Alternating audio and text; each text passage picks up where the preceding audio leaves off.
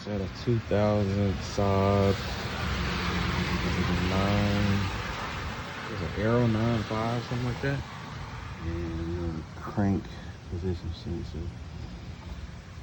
Harness starts right there. Over there by the brake fluid reservoir.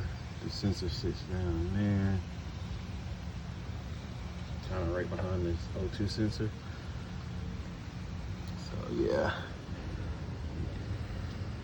You can kind of see it and get to it from outside.